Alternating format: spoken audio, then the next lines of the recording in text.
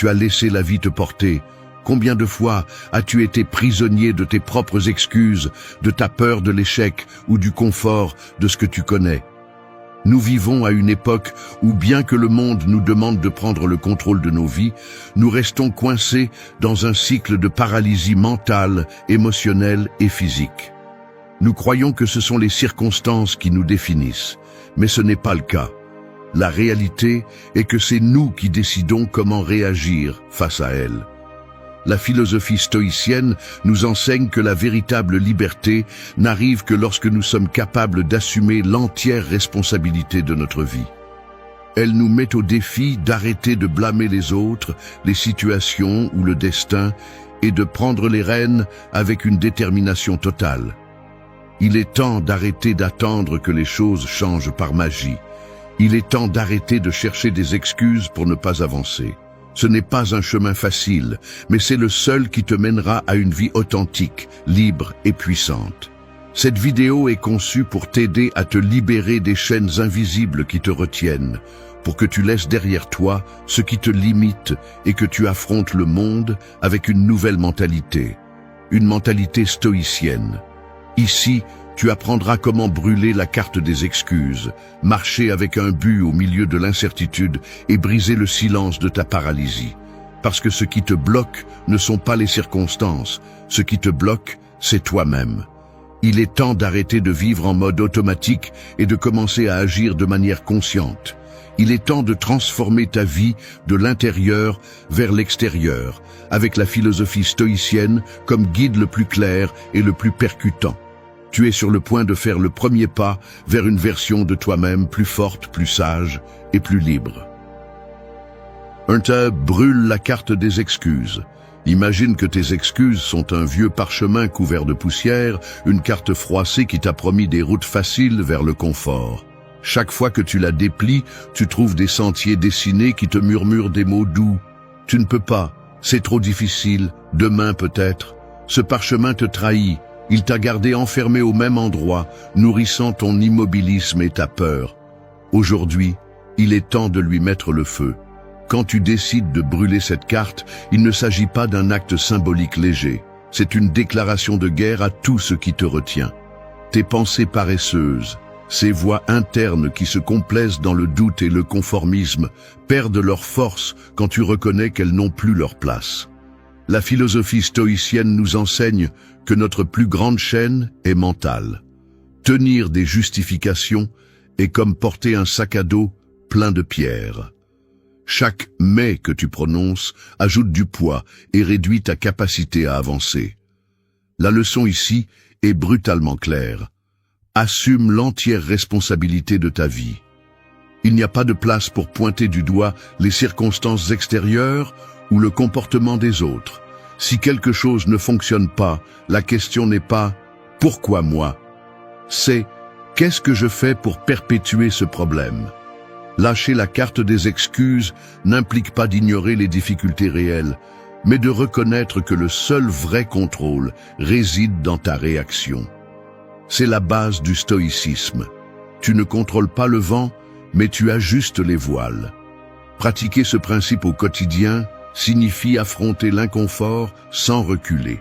Si ton projet avance à pas de tortue et que tu préfères Netflix, demande-toi si cette distraction est ton allié ou ton bourreau.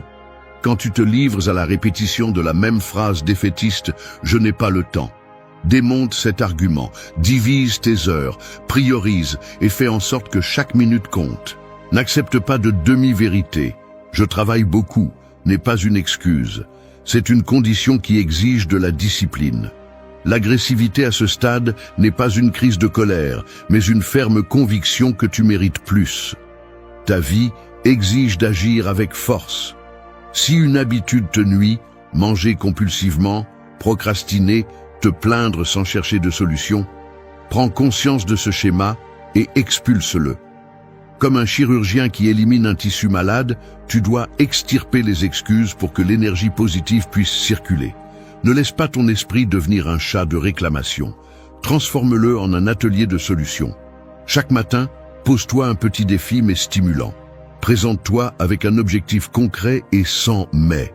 Aujourd'hui, je vais écrire ce rapport sans me distraire, ou je vais organiser mon espace de travail avant de regarder mon téléphone. Si tu échoues, rappelle-toi-le durement et relève-toi immédiatement. L'autocompassion ne fait qu'étendre la prison de tes excuses. Le stoïcisme propose que l'erreur fait partie du processus, mais rester à se lamenter, c'est la perpétuer. En brûlant la carte des excuses, tu crées un espace blanc pour tracer ton propre chemin, un chemin fondé sur l'action constante et la conviction que tu es responsable de chaque pas. N'attends pas la permission, ne cherche pas de justification. La vraie liberté ne s'obtient que lorsque tu cesses de te réfugier derrière des arguments faibles. Cette première étape est la plus crue et la plus puissante. Elle exige du courage, admet ton rôle dans l'impasse et te pousse à reprendre le contrôle.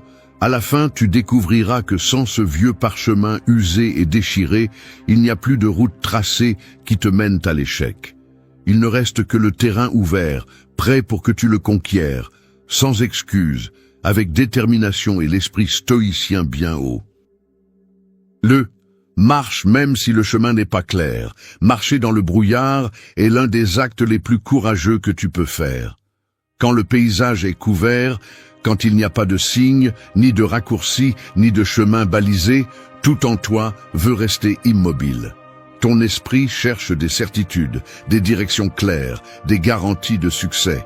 Mais la vie n'offre pas cela. Le brouillard représente cette partie de l'existence où tu ne sais pas quoi faire, tu ne sais pas comment les choses vont se passer, tu ne sais pas si tu vas dans la bonne direction. Et pourtant, il y a quelque chose que le stoïcisme crie avec force à ce moment-là. Continue d'avancer. Parce que si tu t'arrêtes pour attendre que le brouillard se dissipe complètement, tu peux rester immobile toute ta vie. La clarté n'arrive pas avant l'action, elle arrive après. Le mouvement génère la direction. Chaque pas que tu fais, aussi petit soit-il, dégage un peu plus le chemin. Il ne s'agit pas de savoir exactement où tu vas, mais de marcher avec intention, de ne pas te trahir en restant immobile par peur. La peur n'est pas un signal d'arrêt, c'est un signal que tu franchis le seuil vers l'inconnu et c'est précisément ce dont tu as besoin. Les stoïciens comprenaient que la vie est faite d'incertitudes. Épictète disait que nous ne devrions pas nous inquiéter de ce que nous ne pouvons pas contrôler, mais de la façon dont nous y répondons. Tu ne peux pas contrôler si tout se passera bien, mais tu peux choisir d'agir quand même. Au lieu de construire des châteaux d'anxiété dans ton esprit, tu peux te concentrer sur le prochain pas. Juste un, puis un autre. Tu n'as pas besoin d'avoir la carte entière pour te déplacer. Tu as juste besoin de la décision d'avancer sans dépendre de la certitude absolue. Beaucoup sont paralysés en attendant le moment parfait. Ils attendent d'avoir tout sous contrôle, toutes les réponses, la motivation suffisante, la validation externe. Mais ce moment n'existe pas. Le perfectionnisme est l'excuse déguisée en vertu. Si tu attends d'avoir tout clair, tu resteras au même point pendant des années. Le chemin n'apparaît que lorsque tu bouges. C'est dans le mouvement que la direction se clarifie, que tes compétences grandissent, que ta véritable force s'éveille. Appliquer cela dans la vie quotidienne ne signifie pas agir sans réfléchir, mais ne pas laisser le doute devenir paralysie. Si tu ne sais pas par où commencer, commence par ce que tu as devant toi. Si tu ne sais pas quelle décision prendre, choisis celle qui te sort de la zone de confort. Parce que rester dans le connu par peur de l'inconnu est une façon subtile de te trahir. La stagnation est aussi un choix, et souvent le pire. Marcher dans le brouillard nécessite du courage, pas de la perfection. Il nécessite de la volonté, pas des garanties. Ce n'est pas un acte de foi aveugle, mais une démonstration de force intérieure. Chaque jour, tu fais face à des décisions qui n'ont pas de réponse définitive. Quoi étudier? À quoi consacrer ton temps? Avec qui partager ta vie? Comment te réinventer? Personne n'a la formule correcte, et ceux qui prétendent l'avoir sont aussi en train de deviner. La différence réside dans qui bouge et qui se cache derrière l'illusion du contrôle total. Quand tout semble confus, quand les options ne sont pas claires, quand ton esprit te dit d'attendre un peu plus, ne l'écoute pas. Fais un pas. Peu importe s'il est petit, maladroit ou incertain. Un pas incertain est beaucoup plus précieux qu'une décision reportée éternellement. La clarté que tu désires tant n'apparaît que lorsque tu te prouves à toi-même que tu peux avancer, même lorsque tu ne vois pas au-delà de quelques mètres. Le stoïcisme n'est pas une philosophie d'attente, c'est une philosophie d'action. Parce que le temps passe de toute façon, que tu bouges ou non. La différence est que, si tu marches, même dans l'obscurité, tu commences à forger une vie différente. Une vie qui ne dépend pas de tout être parfaitement aligné, mais de ta capacité à avancer au milieu du chaos, du bruit et de la confusion. Marche, même si tu ne vois pas la fin, même si tu ne sais pas ce qui viendra. Parce que l'important n'est pas de savoir où tu vas, mais d'avoir le courage de ne pas rester où tu es. 3. Brise le silence de ta paralysie. Imagine que tu es coincé dans une pièce sans porte, sans fenêtre, sans sortie visible. Mais ce n'est pas une vraie prison, c'est une prison faite de tes pensées, de tes doutes, de tes peurs, de tout ce que tu t'es. L'air devient lourd, le temps s'arrête, et plus tu attends, plus il devient difficile de bouger. C'est ça, la paralysie. Ce n'est pas un manque de capacité, c'est un excès de pensées non résolues, d'émotions refoulées, de vérités non dites. Et tout commence dans le silence. Dans ce silence où tu te répètes encore et encore la même chose, je ne sais pas quoi faire, je ne veux pas échouer, peut-être que je ne suis pas assez. Ce silence est confortable au début, mais il devient un piège mortel si tu ne le brises pas. Briser ce silence ne signifie pas crier ou chercher de l'attention. Cela signifie avoir le courage de parler à toi-même avec une brutalité honnête, de mettre en mots ce qui te bloque, d'arrêter de prétendre que tout va bien quand ce n'est pas le cas. Le stoïcisme ne propose pas de cacher la douleur, il propose de l'affronter. Il ne te demande pas de faire le fort, il te demande d'être courageux, de ne pas te cacher derrière des phrases vides ou de faux sourires. Parce que plus tu restes silencieux envers toi-même, plus la racine du problème devient profonde. Il y a des moments où ne pas avancer fait plus mal que d'échouer. Et pourtant, beaucoup de personnes préfèrent rester immobiles, se justifiant par le « ce n'est pas encore le moment », alors que la vérité est qu'elles ne veulent pas regarder en elles-mêmes. Mais la vie ne se transforme pas depuis le confort. La transformation commence quand tu brises ce silence interne qui te maintient gelé. Quand tu dis enfin ce que tu n'osais pas dire. Quand tu reconnais ce que tu as évité pendant des semaines, des mois ou même des années. C'est le véritable premier pas vers tout changement réel. Parler à toi-même n'est pas une faiblesse, c'est une force. C'est te regarder en face et admettre tes peurs, tes erreurs, tes désirs les plus profonds. C'est te donner la permission de ressentir ce que tu ressens sans le déguiser. Parce que plus tu le nies, plus tu lui donnes de pouvoir. Le stoïcisme enseigne que l'émotion n'est pas l'ennemi, mais que le manque de maîtrise l'est. Et tu ne peux pas maîtriser ce que tu ne te permets même pas de reconnaître. Dans la vie quotidienne, briser le silence de ta paralysie signifie oser agir sans avoir tout résolu. Cela signifie arrêter de te cacher derrière le téléphone, le travail, les réseaux sociaux, le bruit extérieur. Cela signifie prendre 10 minutes par jour pour te demander sincèrement « Qu'est-ce que j'évite d'affronter ? De quoi ai-je peur et pourquoi je continue à le repousser ?» Tu n'as pas besoin d'avoir toutes les réponses. Tu as besoin de la volonté d'affronter les questions. Peut-être que tu te sens coincé depuis un certain temps, coincé dans une routine qui ne te satisfait pas, dans une relation qui ne te nourrit pas, dans un environnement qui t'éteint. Mais tu ne fais rien. Non pas parce que tu ne peux pas, mais parce que le silence est plus facile que le conflit. Parce que parler clairement peut déranger les autres, mais surtout, cela te dérange toi. Cela te force à regarder ce que tu ne veux pas voir. Cela te force à arrêter de te mentir à toi-même.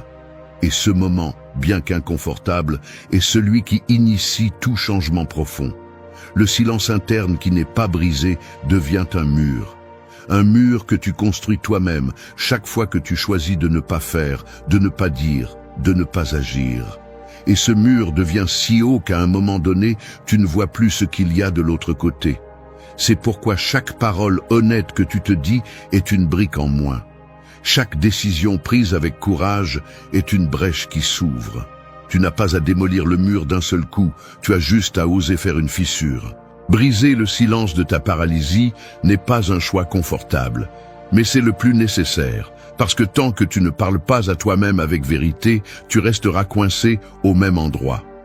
La liberté commence quand tu décides d'arrêter de te taire l'essentiel, quand tu te confrontes sans masque et que tu agis sans attendre que les conditions soient idéales. Parle à toi-même comme si ta vie en dépendait, parce qu'elle en dépend. 4. Efface le « je ne peux pas » de ton vocabulaire interne. Pense à ton esprit comme à un champ fertile, capable de donner vie à tout ce que tu y sèmes. Maintenant, imagine que, au lieu de planter des graines de force, de volonté et de décision, tu as semé un seul mot empoisonné, « je ne peux pas ». Au début, il semble inoffensif, comme une simple façon d'exprimer tes limites. Mais avec le temps, ce mot se transforme en une mauvaise herbe qui s'étend sur tout le terrain, étouffant chaque tentative de croissance, flétrissant tes idées, tes plans, tes rêves.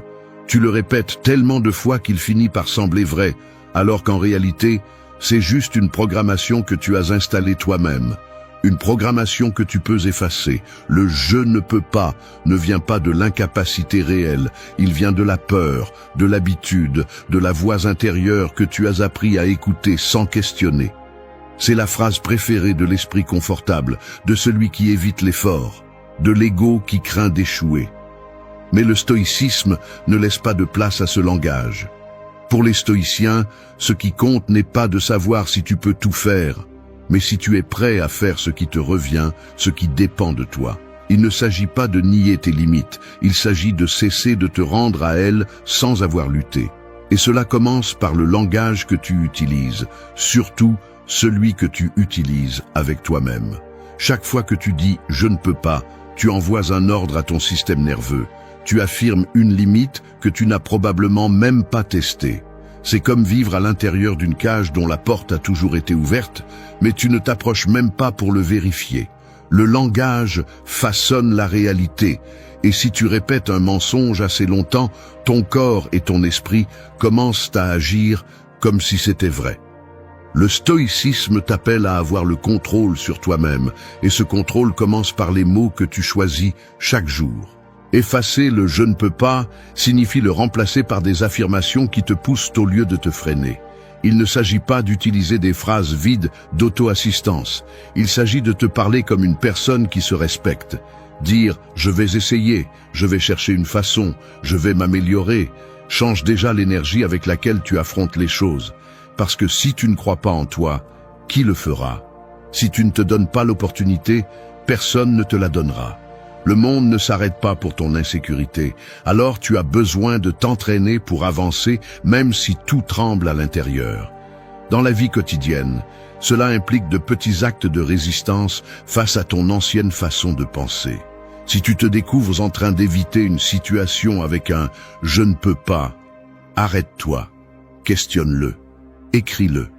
Demande-toi si c'est une barrière réelle ou une excuse déguisée.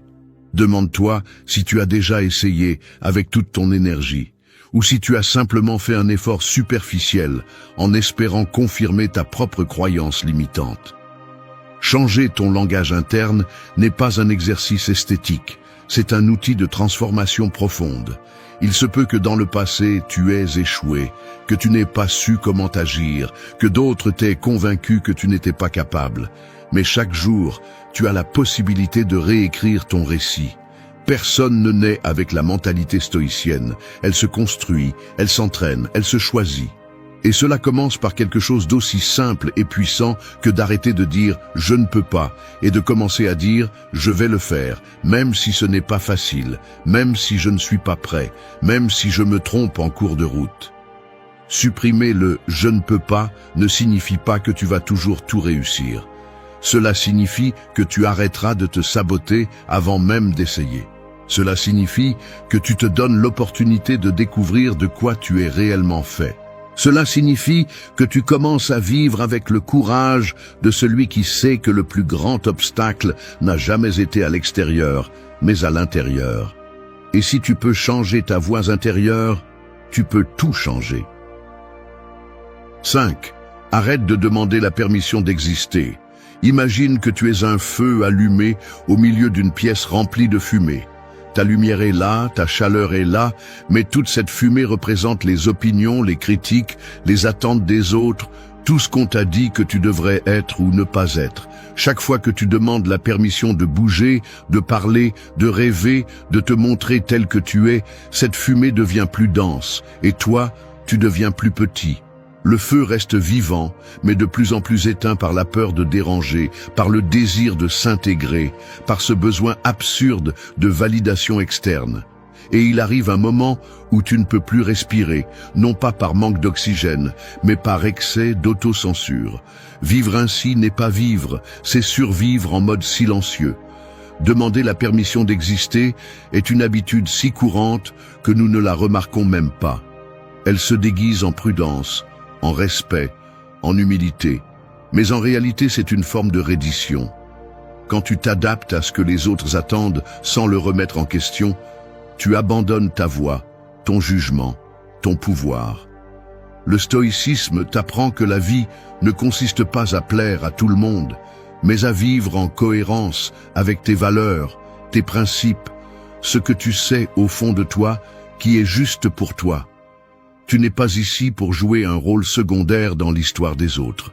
Tu es ici pour prendre ta place avec fermeté, sans t'excuser d'être qui tu es.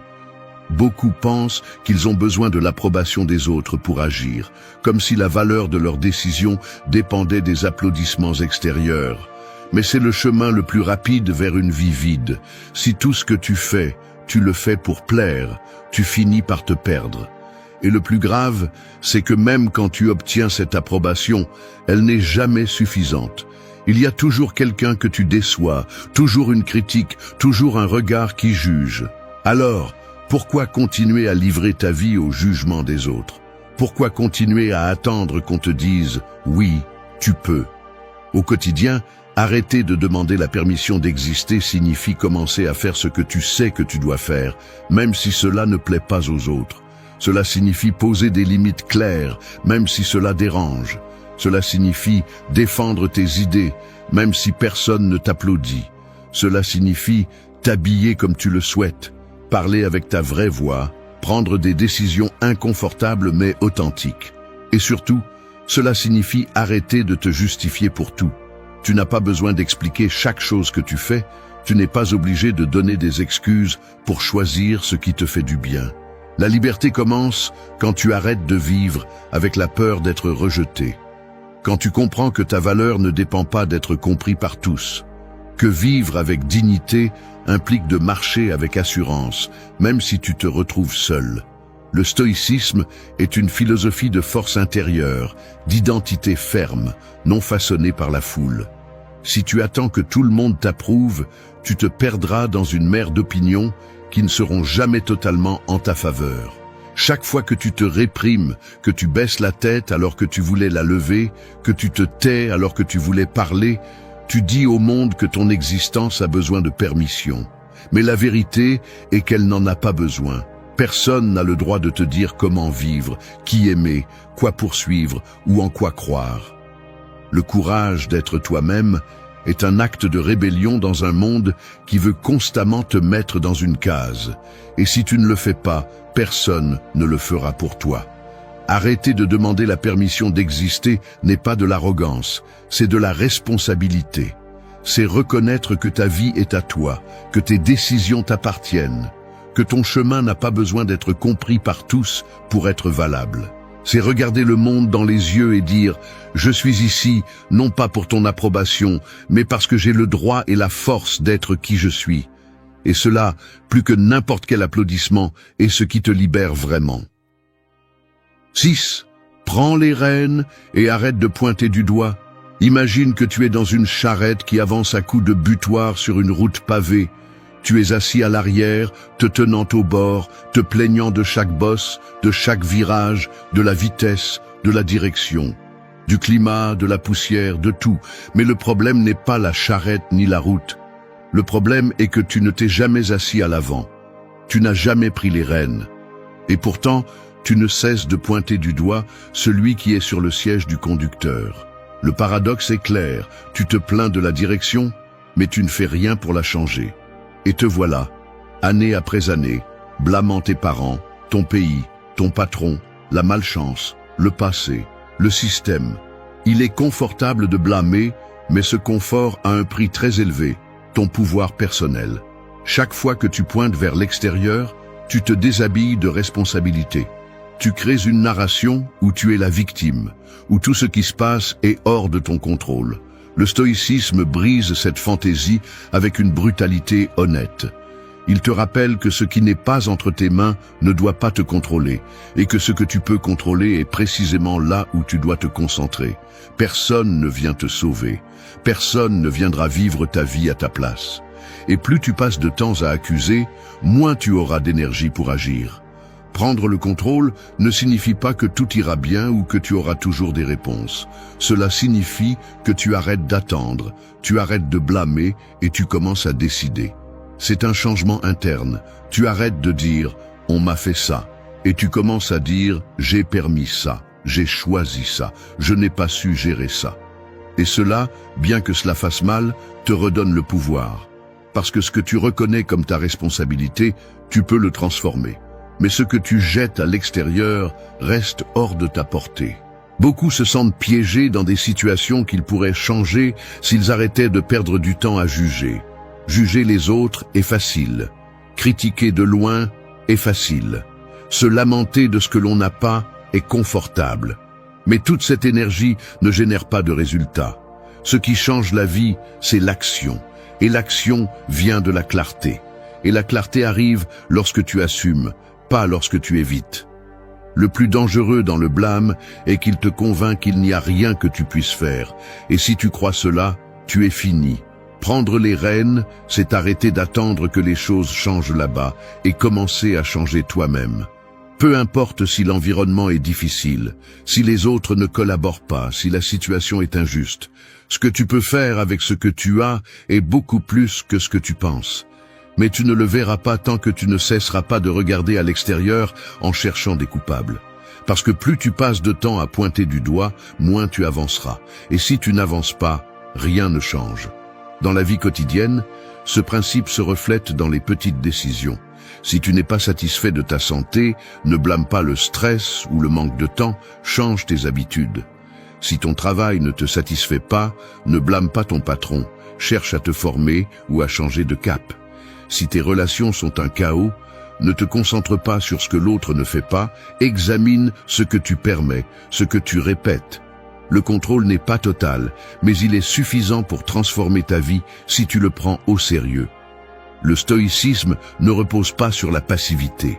Il repose sur l'action consciente, sur le fait de ne pas perdre d'énergie émotionnelle dans ce qui ne dépend pas de toi, sur le fait de ne pas donner ton pouvoir à des personnes ou à des événements qui ne le méritent pas.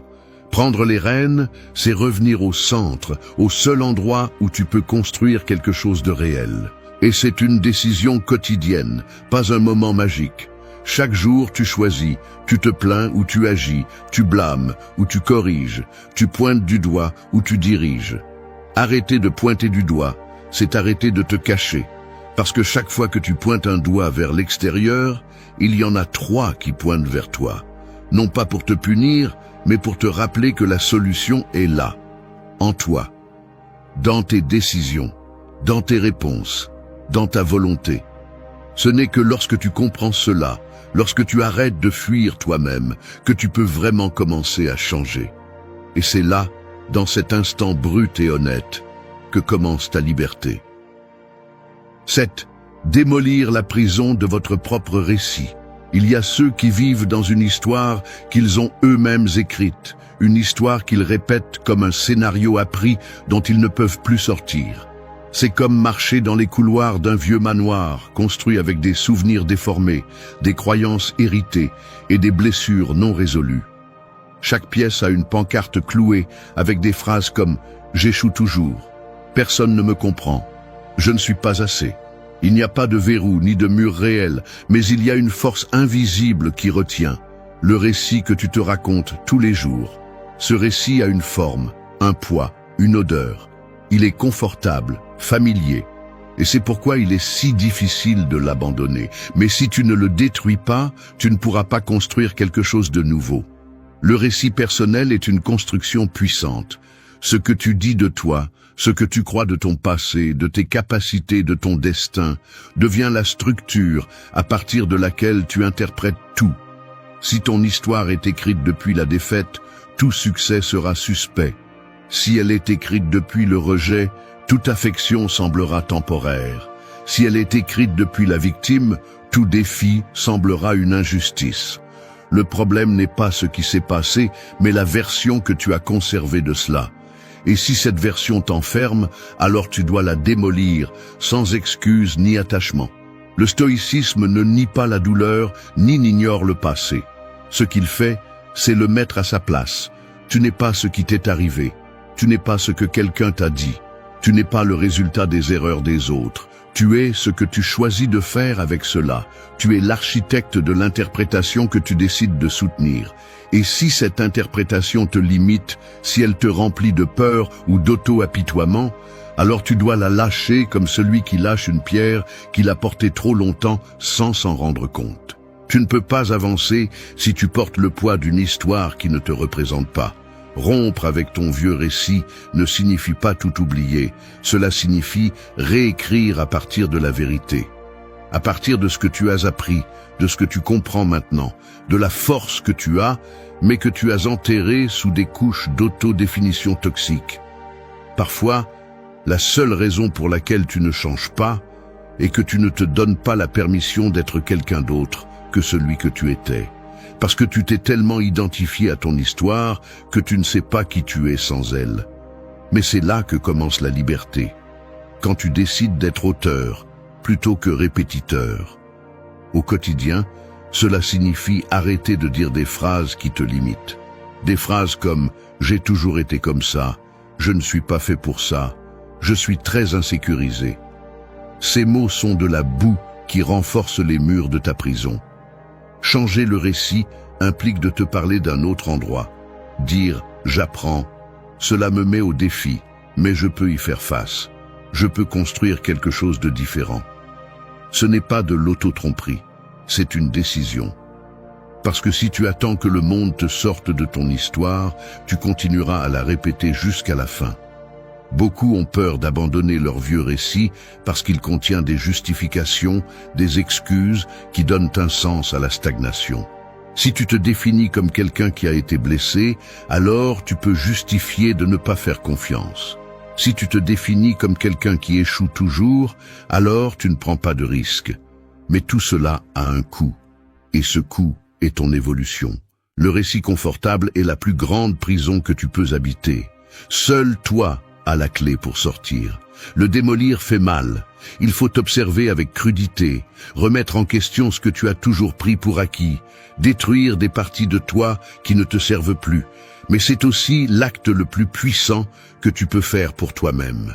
Parce qu'en dehors de cette prison, il n'y a pas de garantie, mais il y a des possibilités. Il y a de l'espace, il y a de l'air, et surtout, il y a la vérité. Ne continue pas à vivre dans un récit qui ne ressemble plus à ce que tu peux devenir.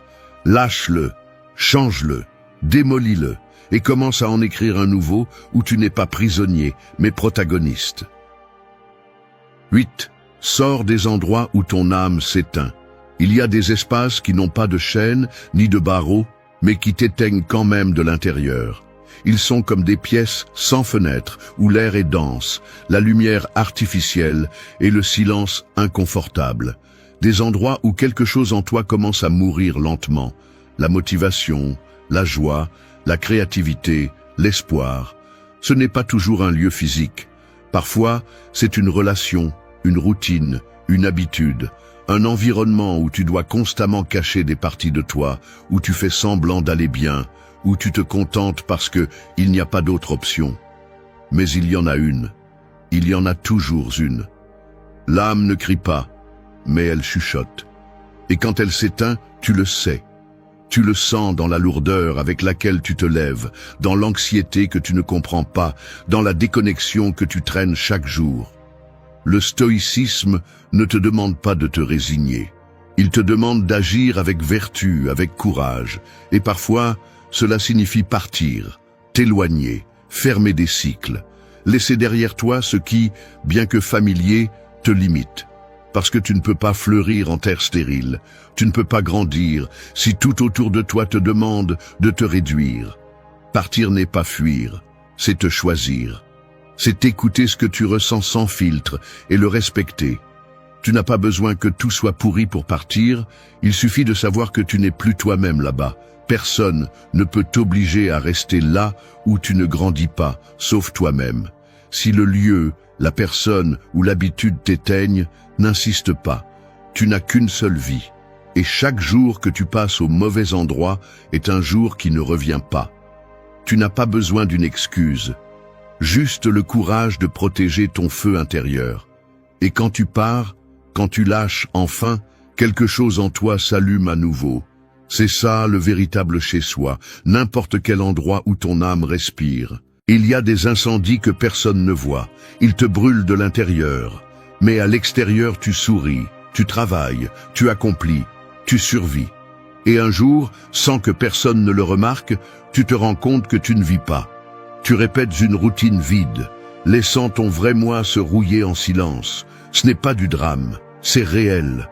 Et si cela te fait mal de l'entendre, c'est peut-être parce que tu le savais déjà. Ce n'est pas l'un de ces discours qui te disent que tout ira bien, pendant que le monde s'effondre autour de toi. Non, c'est un appel à se réveiller, à rompre avec le confort qui tue ton esprit, à arrêter de demander la permission d'exister. Parce que si tu attends que la vie te donne un signe pour changer, c'est celui-ci. Mais il ne sera pas beau, ni doux, ni facile. Se transformer n'est pas se mettre un nouveau masque, c'est arracher les anciens.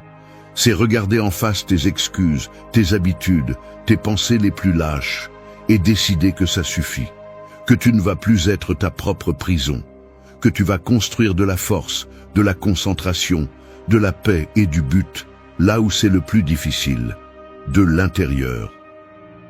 Ce que tu vas entendre, ce sont 8 leçons stoïciennes, mais pas en langage philosophique abstrait. Je te parle de la rue, du quotidien, de là où l'on vit avec peur, avec des doutes, avec de la colère. Tu vas comprendre comment changer ta structure mentale à partir de la psychologie, comment reformuler tes schémas à partir des neurosciences et comment te tenir debout face à la vie à partir de la philosophie. Mais attention, ce n'est pas une belle inspiration du dimanche. C'est un coup sec de réalité, parce que tu n'es pas né pour survivre éteint. Tu es né pour allumer quelque chose dans le monde, et cela commence par toi. 1. Romps avec tout ce qui éteint ton feu intérieur. Il y a des gens qui traversent la vie comme s'ils étaient un brasier qui a autrefois brûlé avec force, mais qui aujourd'hui ne maintient qu'une paire de braises timides, cachées parmi les cendres. Le vent de la routine, des opinions des autres, de la peur et de la culpabilité a soufflé si fort pendant si longtemps qu'il a presque éteint leur feu. Mais le plus triste n'est pas qu'ils se soient éteints. Le plus triste est qu'ils ont appris à vivre ainsi, froid, éteint, résigné, parce qu'il arrive un moment où éteindre ton feu ne fait plus mal. Cela devient normal, et c'est dangereux. Rompre avec ce qui t'éteint n'est pas seulement t'éloigner des personnes négatives ou quitter un travail que tu détestes. C'est beaucoup plus profond. C'est prendre une décision inconfortable et violente. Revenir à toi. Revenir à ce qui brûle à l'intérieur, à ce qui donne du sens, à ce qui te fait te sentir vivant même si personne d'autre ne le comprend. Et pour cela, tu as besoin de courage. Parce que parfois, ce qui t'éteint le plus n'est pas l'environnement, c'est toi-même, avec tes excuses, tes attachements, ta peur de déranger ou d'échouer. C'est pourquoi le stoïcisme ne te dit pas d'attendre que le monde change. Il te dit d'être toi qui choisis de brûler, même s'il fait froid dehors. Du point de vue de la psychologie, on sait que ce qui n'est pas exprimé est réprimé. Et ce qui est réprimé devient de l'anxiété, de la tristesse, de l'épuisement chronique. Chaque fois que tu ignores ce qui te passionne pour te conformer, tu assassines des parties de toi. Et cela te coûte cher. Le corps tombe malade, l'esprit se fragmente, l'âme s'éteint. Les neurosciences le confirment également. Les décisions que nous répétons créent des connexions neuronales plus fortes. Si chaque jour tu choisis le chemin de la peur ou de la conformité, tu renforces ces circuits. Mais si tu romps avec cela, si tu agis à partir du désir authentique et non de l'obligation, tu reprogrammes ton cerveau pour retrouver ton feu. N'attends pas que les autres comprennent. Souvent, lorsque tu commences à briller, ceux qui vivent dans l'obscurité se sentent offensés. Ils sont dérangés de voir quelqu'un oser être libre. Ils te traiteront d'égoïste, d'exagéré, de rebelle. Laisse-les. Tu n'es pas ici pour plaire, tu es ici pour t'allumer. Et si cela implique de déranger, alors sois. Il n'y a pas de feu sans friction. Le vrai stoïcien ne vit pas pour éviter le conflit externe, mais pour éviter de se trahir lui-même. Sois comme un volcan endormi, calme à l'extérieur, mais imparable à l'intérieur. Ton feu n'a pas besoin de spectacle. Il a juste besoin de permission. Permission d'agir, de dire non, d'arrêter de suivre des scripts que tu n'as pas écrits. Et si quelque chose ou quelqu'un se met entre toi et cette étincelle vitale, ne réfléchis pas trop, brise-le. Brise-le sans culpabilité, sans peur et sans regarder en arrière. Parce que quand tu oses enfin brûler les ponts qui te lient à une vie à moitié vécue, quelque chose change. Pas à l'extérieur, mais à l'intérieur. L'énergie, la clarté, la force reviennent. Et alors tu comprends que tu n'étais pas perdu, tu étais juste éteint. Et cela, heureusement, a une solution. 2. Arrête de mendier des regards qui valident ton existence. Il y a des gens qui traversent la vie comme s'ils étaient des miroirs brisés. Ils se regardent, mais ne se reconnaissent pas. Et ils cherchent désespérément que d'autres leur renvoient une image qui leur donne le sentiment de valoir quelque chose, d'exister, d'être suffisant. Ils deviennent esclaves de l'approbation, mendiants d'applaudissements, accros au regard extérieur.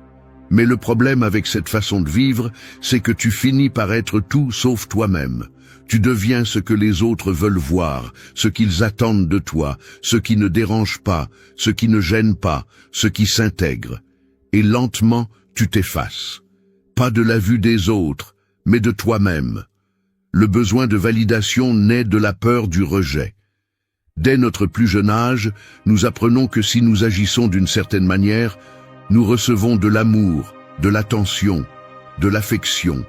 Le cerveau enregistre cela comme une récompense, et alors, sans nous en rendre compte, nous passons des années à nous adapter, à nous modifier, à nous déguiser, juste pour ne pas ressentir le vide de ne pas être accepté.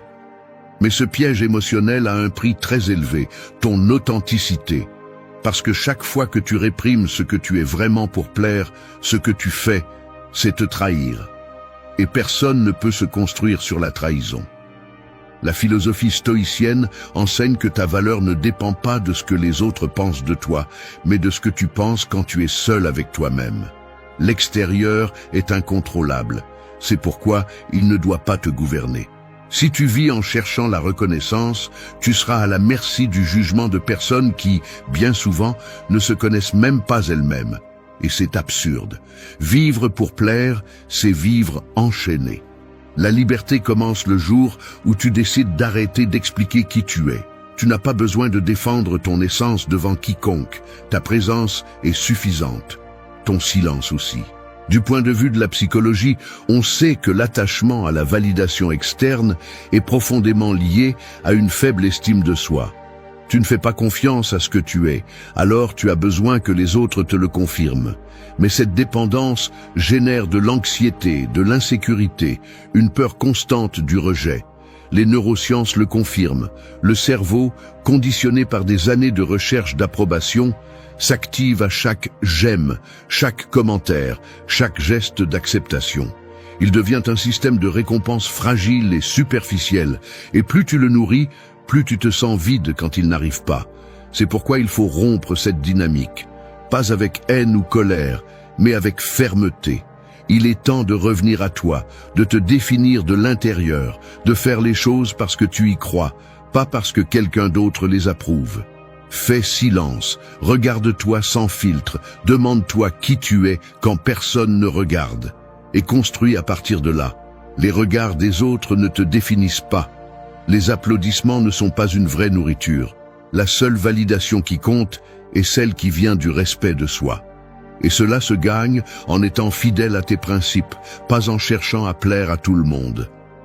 Les stoïciens n'étaient pas froids ni insensibles, ils étaient libres. Ils ne demandaient pas la permission d'être eux-mêmes. Ils savaient que celui qui se respecte dérange. Et c'est bien ainsi. Tu n'es pas ici pour être un produit bien vu. Tu es ici pour être une présence qui ne se plie pas.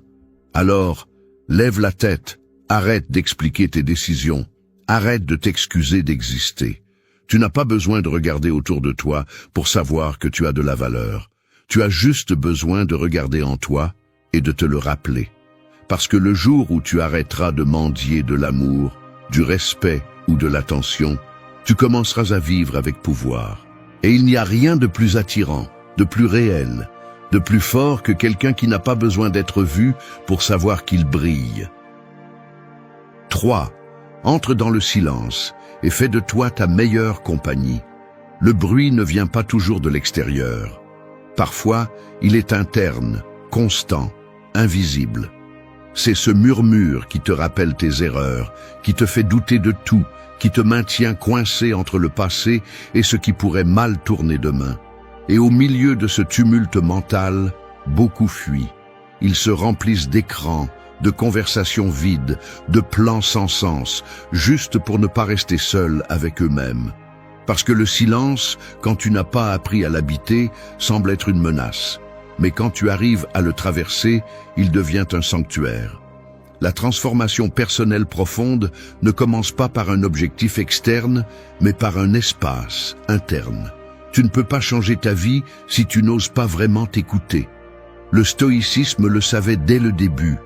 Celui qui ne maîtrise pas son esprit est l'esclave du monde. C'est pourquoi le silence n'est pas l'absence de bruit, c'est la présence totale de conscience. C'est le moment où tu arrêtes de prétendre, de courir, de répondre, et tu commences à observer. Et dans cet acte de t'arrêter, d'être avec toi sans distraction, commence la réalité. Du point de vue de la psychologie, le silence a été associé à des états d'introspection nécessaires à la santé émotionnelle. Ce n'est pas de l'isolement pathologique, c'est une connexion profonde. Être seul ne signifie pas être abandonné. Cela signifie être ton propre foyer. Et si tu ne sais pas être avec toi, tu deviendras dépendant de quiconque te donne une miette de compagnie. Ce vide ne se comble pas avec quelqu'un d'autre. Il se comble en l'affrontant, sans masque ni bruit. Juste toi, avec ce que tu penses, avec ce que tu ressens, avec ce que tu es vraiment, quand personne ne te regarde. Les neurosciences montrent que dans les moments de silence profond, le cerveau se réorganise, traite les émotions, active des réseaux qui aident à générer de la clarté et de nouvelles perspectives. Mais cela ne se produit pas si tu es coincé dans des stimuli constants. C'est pourquoi il est si difficile de s'arrêter. Parce que lorsque tu t'arrêtes, ce que tu évitais apparaît. Ta vérité apparaît. Mais cette vérité, aussi inconfortable soit-elle, est la base pour construire quelque chose de solide. Fais du silence une pratique quotidienne. Éteins tout pendant quelques minutes. Respire. Observe tes pensées sans juger. Ne cours pas pour les résoudre, regarde-les simplement. Là, à cet instant, se trouve ton pouvoir, parce que celui qui peut être en paix avec lui-même, sans besoin de fuir, est invincible. Non pas parce qu'il a tout résolu, mais parce qu'il a cessé d'avoir peur. Ne t'habitue pas à une vie pleine de bruit. Celui qui vit entouré de distractions finit par se perdre de vue. Apprends à t'écouter, apprends à t'accompagner, à faire de ton esprit un lieu habitable. Ne te traite pas comme un ennemi. Sois patient, sois ferme, sois sincère avec toi-même. C'est cela être stoïcien, non pas l'insensibilité, mais l'autogouvernement, non pas l'isolement, mais la profondeur. Et quand tu arrives à te sentir complet en ta propre présence, quelque chose change.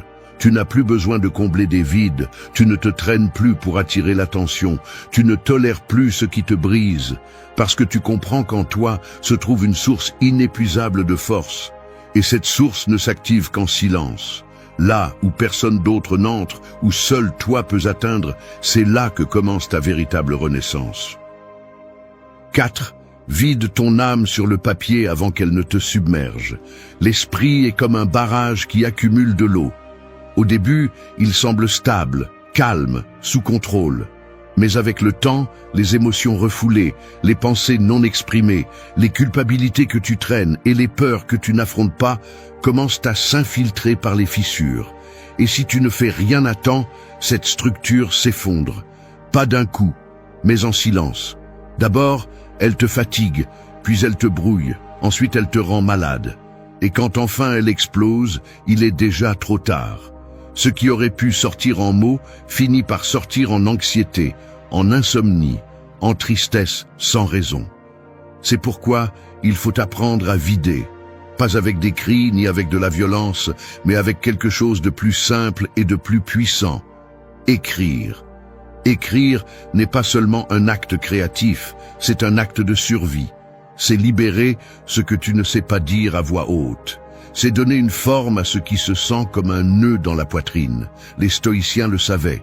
Marc Aurèle, empereur de l'Empire romain et symbole du stoïcisme pratique, n'écrivait pas pour les autres, il écrivait pour lui-même. Ses pensées, réflexions, doutes et convictions, il les déversait sur le papier comme une façon d'organiser son esprit et de se gouverner lui-même. Parce que celui qui ne décharge pas son monde intérieur finit par être dominé par lui. Du point de vue de la psychologie, l'écriture a des effets thérapeutiques prouvés. En mettant tes émotions en mots, ton cerveau les traite différemment. Ce qui était auparavant une boule de confusion devient quelque chose que tu peux observer, comprendre et transformer. Il ne s'agit pas d'écrire joliment, ni que cela ait du sens pour les autres. Il s'agit de nommer ce que tu ressens. Parce que quand quelque chose a un nom, il cesse d'avoir du pouvoir sur toi. Et quand tu le vois sur le papier, ce n'est plus aussi chaotique qu'il semblait dans ta tête. La neuroscience soutient cela. Écrire active des régions du cerveau associées à la régulation émotionnelle, à la logique, à la mémoire. C'est comme donner de l'ordre au chaos. Et dans une société qui te demande d'agir, de produire, de performer sans arrêt, prendre le temps de t'asseoir pour écrire peut être un acte révolutionnaire. Ce n'est pas une perte de temps. C'est un investissement dans ta clarté, dans ta paix, dans ton pouvoir intérieur. N'attends pas d'être en crise pour écrire. Fais-le tous les jours, même si ce n'est que 5 minutes, sans filtre, sans te juger, sans te soucier de l'orthographe. Écris ce que tu penses, ce que tu crains, ce que tu désires et ce qui te fait mal. Et si tu ne sais pas quoi dire, commence par la phrase la plus honnête que tu as. Tu ne sais peut-être pas tout, mais tu sais comment tu te sens. Et cela suffit. Parce qu'en le lâchant sur le papier, tu te libères. Pas du problème, mais du poids que représente le fait de le porter sans en parler. Il ne s'agit pas d'être poète, il s'agit d'être sincère. De te donner un espace où tu n'as pas à prétendre. De te confronter à toi-même, sans distraction. Parce que seul celui qui se regarde en face peut commencer à se transformer. Et souvent, le premier pas pour guérir n'est pas d'en parler à quelqu'un d'autre, c'est de l'écrire pour toi. Alors, ne tais pas ce qui te ronge. Ne garde pas ce qui devrait être libéré. Utilise le papier comme refuge, comme miroir, comme champ de bataille. Parce que quand tu écris avec l'âme, quelque chose en toi se met en place. Et même si cela ne change pas l'extérieur, tu changes à l'intérieur. Tu te nettoies, tu te réorganises, tu te reconnais. Et cela, dans un monde qui vit sous anesthésie, est déjà une forme de réveil. 5. Connecte-toi chaque matin avec la personne que tu es destiné à être. Chaque jour se lève avec l'opportunité d'être autre chose. Pas une autre personne, mais une version plus proche de ce que tu es vraiment appelé à être. Mais la plupart se réveillent comme s'ils étaient encore endormis, traînant la même fatigue, le même pilote automatique, le même personnage de toujours. Il n'y a pas d'intention, pas de direction. Juste une répétition mécanique de la veille. Comme s'ils étaient des feuilles emportées par le vent, sans racines ni but. Et c'est précisément ce qui tue l'âme, vivre sans présence, sans vision, sans connexion avec ce feu intérieur qui te rappelle qui tu es venu être. Imagine que chaque matin devant le miroir, tu ne vois pas seulement ton reflet, mais l'ombre de qui tu pourrais être si tu arrêtais de repousser ton pouvoir. Cette figure qui ne se conforme pas, qui ne se ment pas, qui ne négocie pas avec ses principes. Cette personne est là, t'attendant. Ce n'est pas un idéal lointain, ce n'est pas quelqu'un de parfait, c'est toi-même, plus concentré, plus éveillé, plus engagé. Et la seule façon de te rapprocher d'elle est avec discipline, avec conscience, avec un rituel qui te reconnecte à ton but chaque fois que tu ouvres les yeux. Les stoïciens comprenaient cela avec une clarté brutale. Ils ne se levaient pas pour laisser le jour les emporter, ils se levaient pour l'affronter avec intention. Marc Aurèle écrivait le matin pour se rappeler ce qui était important, ce qu'il devait résister, ce qu'il ne devait pas oublier. Parce que si tu ne décides pas comment vivre, le monde le décide pour toi. Si tu ne marques pas ta direction, tu te perds dans la confusion des autres. C'est pourquoi tu as besoin d'un moment au début de la journée pour toi, pour t'ancrer, pour te rappeler pourquoi tu fais ce que tu fais, pour aligner ton esprit avec tes valeurs avant de t'exposer au bruit du monde. Selon la psychologie, la façon dont tu commences la journée conditionne ton état émotionnel, ton niveau d'énergie, ta capacité à prendre des décisions et même ta tolérance au stress. Le cerveau se programme avec des modèles. Si la première chose que tu fais en te réveillant est de regarder ton téléphone portable, tu n'es plus en contrôle. Tu es déjà entré dans l'urgence, la comparaison, la distraction. Mais si tu utilises ces premières minutes pour visualiser, pour écrire, pour respirer, pour remercier ou simplement pour penser à qui tu veux être aujourd'hui, tu prends le volant. Et cela fait la différence entre un jour de plus ou un jour qui te transforme. Tu n'as pas besoin d'une routine parfaite. Tu as juste besoin d'intention. Cela peut être une phrase que tu répètes, une affirmation qui te redonne de la force, une question qui te focalise. Qu'est-ce que la personne en qui je veux me transformer ferait aujourd'hui ? Il ne s'agit pas d'être quelqu'un de différent chaque jour, mais de te rapprocher de plus en plus de ton noyau, de ton essence, de ce toi qui n'a pas peur de déranger, qui n'a pas besoin d'approbation, qui agit avec fermeté, avec clarté et avec un but, parce que si tu ne le fais pas, personne ne le fera pour toi. Les neurosciences soutiennent le pouvoir de la visualisation et de la répétition. Le cerveau ne distingue pas entre ce que tu imagines avec force et ce que tu vis. Si chaque matin tu te connectes avec cette version élevée de toi, tu commences à créer de nouveaux chemins neuronaux. Tu commences à arrêter de réagir comme la personne que tu étais et à répondre comme celle que tu es en train de construire. Connecte-toi avec toi-même chaque matin, non pas comme un acte ésotérique, mais comme une stratégie mentale de haut niveau. Rappelle-toi qui tu es, ce que tu tolères, ce que tu ne permets plus, ce que tu désires et ce que tu es prêt à faire pour t'en rapprocher. Et sors dans le monde avec l'esprit clair et le cœur allumé. Parce que celui qui commence la journée connecté avec lui-même a déjà gagné la première bataille. 6. Lâche la corde de ce qui n'a jamais été entre tes mains. Imagine-toi avec une corde à la main, tirant de toutes tes forces. À l'autre bout, il n'y a pas une personne, ni un objet, ni un but, mais quelque chose qui simplement ne bouge pas. Peu importe combien tu pousses, combien tu cries, combien tu t'épuises, cela ne change pas. Et pourtant, tu continues à la tenir. La corde commence à marquer ta peau, à blesser tes doigts, à te voler ton énergie. Et tu sais, au plus profond de toi, que tu devrais la lâcher, mais tu ne le fais pas. Parce que lâcher, dans notre esprit, ressemble à perdre.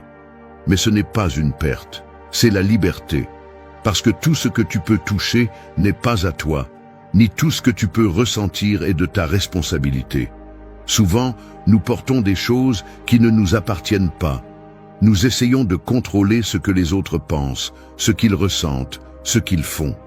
Nous voulons modeler le passé, prédire l'avenir, éviter toute erreur. Nous nous blâmons pour ce qui n'a pas fonctionné, pour ce que nous n'avons pas dit, pour ce que nous n'avons pas pu sauver. Et chacun de ces fardeaux est une corde de plus. Certaines se déguisent en amour, d'autres en engagement, d'autres en devoir. Mais à la fin, toutes finissent par étouffer ce que nous avons de plus important, la paix intérieure. Le stoïcisme est brutalement clair sur ce point. Il n'y a que deux catégories de choses, celles qui dépendent de toi et celles qui ne le font pas, celles qui sont en ton pouvoir et celles qui ne l'ont jamais été. Tu ne peux pas contrôler le temps, ni le passé, ni les décisions des autres personnes. Tu ne peux pas contrôler s'ils te comprennent, s'ils t'acceptent, s'ils te rendent ce que tu as donné. Ce que tu peux contrôler, c'est ta réaction, ton attitude, ton comportement, ta discipline, ton but. Le reste est de l'air, et vivre en essayant de capturer l'air ne te laisse que fatigué et vide. Du point de vue de la psychologie, ce besoin de contrôle vient souvent de la peur. Peur de l'abandon, de l'échec, de répéter une histoire. Alors nous serrons plus fort, comme si serrer changeait quelque chose. Mais plus nous contrôlons, moins nous vivons. L'anxiété grandit, le corps se tend, l'esprit se ferme. Les neurosciences démontrent que vivre dans cet état d'hypercontrôle active constamment la réponse au stress. Et cela détruit ta clarté, ta santé, ta capacité à profiter de l'instant. Lâche, non pas comme un acte de faiblesse, mais de force. Lâche le besoin d'expliquer tout, de résoudre tout, de porter tout. Lâche l'idée que si tu essaies plus, tu vas le réparer. Il y a des batailles qui ne se gagnent pas en luttant, elles se gagnent en s'éloignant, parce qu'il y a des choses qui simplement ne sont pas faites pour toi, et cela ne signifie pas que tu as échoué. Cela signifie que tu as compris. Et quand tu comprends, tu n'insistes plus. Il ne s'agit pas de te rendre, il s'agit de libérer, de comprendre que ton énergie est limitée et que la dépenser sur ce que tu ne peux pas contrôler est une forme lente d'autodestruction. Le véritable pouvoir réside dans le fait de savoir quand insister et quand se retirer, quand parler et quand se taire, quand pousser et quand lâcher. Et cela ne s'apprend que lorsque tu es prêt à t'observer avec honnêteté. Celui qui lâche n'oublie pas, ne nie pas, ne s'efface pas. Il accepte simplement que son chemin ne peut pas dépendre de ce qu'il ne peut pas contrôler. Et à partir de là, il prend des décisions plus fermes, plus claires, plus alignées avec qui il veut être. Parce que lâcher n'est pas la fin. C'est le début d'un nouvel espace, un où tu peux enfin respirer sans la corde au cou, un où tu arrêtes de vivre pour contrôler et commences à vivre pour grandir. 7. Choisis de voir la lumière, même quand il n'y a que des ombres. Marcher dans un tunnel sombre ne signifie pas qu'il n'y a pas de sortie. Seulement que, d'où tu te trouves, tu ne peux pas encore la voir. Le problème est que beaucoup de gens restent là, au milieu de l'obscurité, convaincus que c'est leur nouvelle réalité, que la lumière était un souvenir, que ce qu'ils ont ressenti autrefois ne reviendra plus. Alors ils s'assoient, s'éteignent de l'intérieur, se résignent. Ce qu'ils ne comprennent pas, c'est que l'obscurité n'est pas l'ennemi, c'est le décor parfait pour allumer sa propre lumière. Quand il n'y a plus que des ombres, c'est là que ta clarté est le plus nécessaire. Et ce choix, bien qu'il soit difficile, est toujours entre tes mains. Le stoïcisme ne te demande pas d'ignorer la douleur ou de te tromper en disant que tout va bien. Il te demande d'être courageux, de regarder la souffrance en face et de ne pas en devenir la victime, de ne pas laisser l'obscurité extérieure détruire ton monde intérieur. Parce que tout ce qui se passe à l'extérieur est circonstanciel, mais ce que tu en fais est une question de caractère. Et le caractère ne se forge pas dans les jours faciles, mais dans les moments où personne ne viendra te sauver et où tu dois décider si tu coules ou si tu restes debout. Du point de vue de la psychologie, on sait que le biais de négativité est réel. Le cerveau humain est programmé pour détecter les menaces, pour se concentrer sur le mal, pour se souvenir plus de la douleur que du plaisir. C'est un mécanisme de survie, mais si tu ne le contrôles pas, il te vole la capacité de voir les possibilités. Il te transforme en quelqu'un qui attend toujours le pire, qui anticipe l'échec, qui arrête d'essayer par peur de retomber. Et vivre ainsi n'est pas une protection, c'est une prison. Une prison que tu construis toi-même, avec chaque pensée défaitiste que tu décides de garder. La neuroscience le confirme. Tes pensées façonnent ta perception. Et ta perception détermine ton état émotionnel. Si tu choisis de voir seulement ce qui te manque, ce qui a mal tourné, ce qui n'a pas été accompli, tu créeras une réalité où il n'y a pas de place pour avancer. Mais si tu décides de concentrer ton esprit sur ce que tu peux encore construire, sur ce que tu as appris de la douleur, sur ce qui est encore entre tes mains, alors tu transformes l'obscurité en carburant. Non pas par naïveté, mais par intelligence émotionnelle. Parce que voir la lumière dans l'ombre n'est pas nier la réalité, c'est choisir de ne pas en être la victime. Voir la lumière, c'est se rappeler que tu es sorti de pires endroits. Que la douleur ne définit pas ton destin, elle révèle seulement ta force. Que tout a un cycle, même la souffrance. Que la douleur a une date d'expiration, mais pas ta capacité de résister. Choisir de voir la lumière, c'est se relever quand le corps est lourd, quand l'âme se fissure, quand personne d'autre ne semble te comprendre. C'est regarder le vide et te dire à toi-même que tu n'es pas allé aussi loin pour abandonner maintenant. Que même au milieu de tout, tu es toujours là. Et cela signifie que tu peux encore choisir. Tout le monde ne verra pas ce que tu vois. Certains seront pris dans leur propre obscurité et voudront t'entraîner. D'autres se moqueront de ton espoir ou l'appelleront déni. Laisse-les. Tu n'as pas besoin que les autres comprennent ta vision. Tu as juste besoin d'avoir le courage de la maintenir. Parce que celui qui apprend à voir la lumière dans l'ombre devient invincible. Il ne dépend plus du soleil pour s'éclairer. Il devient sa propre source. Alors peu importe combien il semble sombre maintenant. Respire, lève la tête et rappelle-toi qu'il y a quelque chose en toi qui ne peut pas s'éteindre. Parce que tant que tu continues à choisir de voir la lumière, tu continues à avancer. Et au moment le moins attendu, ce tunnel aura une sortie. Et tu seras là, plus fort, plus sage, plus éveillé. 8. Parle depuis l'âme, même si ta voix tremble. Les mots sont comme des couteaux rangés dans un fourreau de soie. Ils peuvent caresser ou couper, guérir ou détruire, éveiller ou s'endormir pour toujours dans la poitrine de celui qui se tait par peur. Et il y a des gens qui ont passé des années à taire leur vérité. Non pas parce qu'ils n'ont rien à dire, mais parce qu'ils ont appris à avaler la douleur, à déguiser la colère, à cacher l'amour, à réprimer l'inconfort. Ils deviennent experts en adaptation, en feinte, en intégration. Mais à l'intérieur, ce qui n'est pas dit accumule un poids qui finit par briser quelque chose. Et quand cela arrive, il ne s'agit plus d'une simple conversation en suspens, mais d'une identité fragmentée. Parler depuis l'âme n'est pas crier ni imposer. C'est avoir le courage de dire ce qui brûle à l'intérieur, même si ça ne sonne pas parfait, même si ça ne plaît pas, même si ça fait trembler la voix. Parce qu'il y a des choses qui, si elles ne sont pas dites, pourrissent. Elles se transforment en ressentiment, en anxiété, en auto-trahison. Et celui qui se trahit lui-même, chaque fois qu'il tait ce qui compte, finit par se sentir invisible même dans sa propre vie. Le stoïcisme enseigne à parler avec intention, non avec impulsion. À choisir les mots depuis la raison, mais sans amputer l'émotion.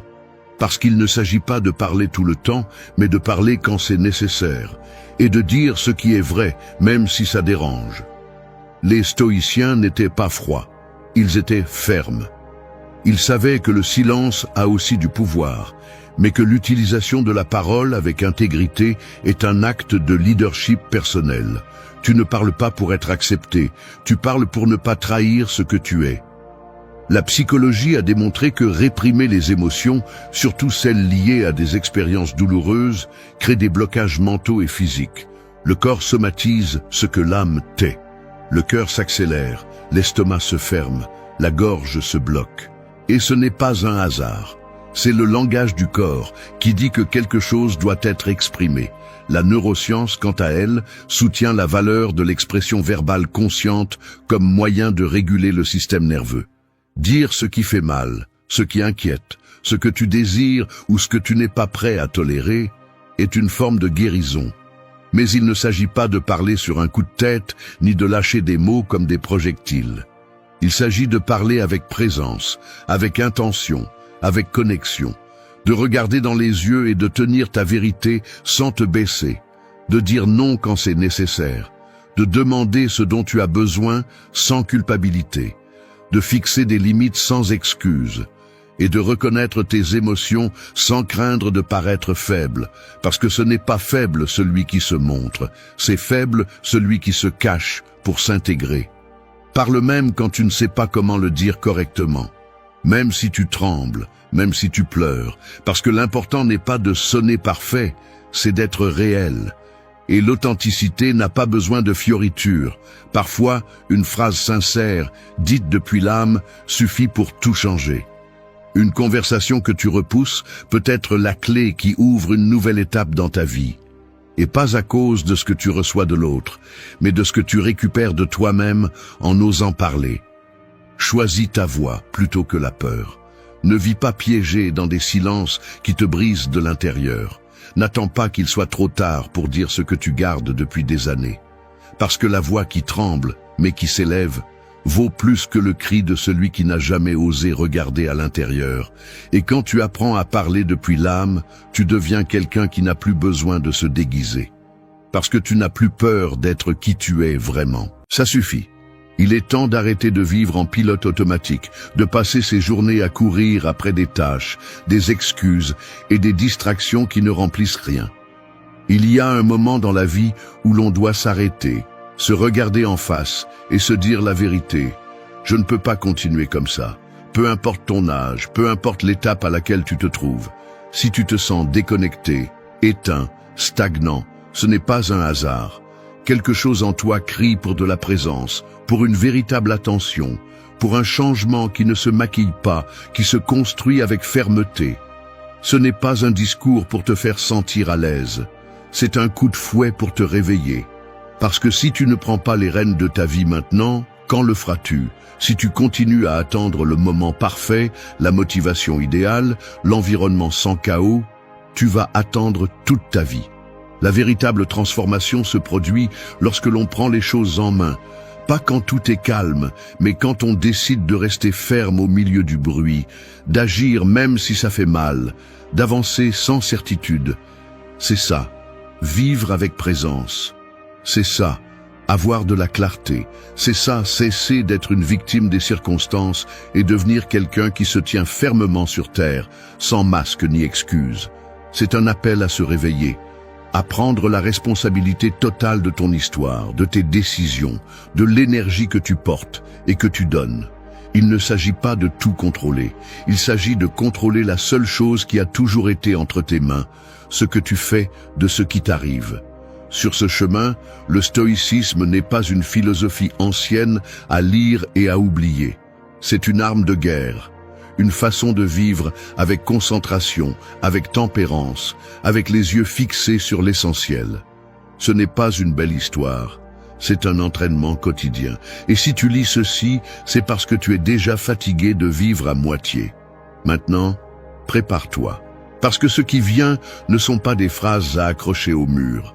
Ce sont des coups de réalité. 8 leçons qui ne te demanderont pas la permission d'entrer, mais qui, si tu les comprends, peuvent commencer à te redonner le pouvoir sur ta propre vie.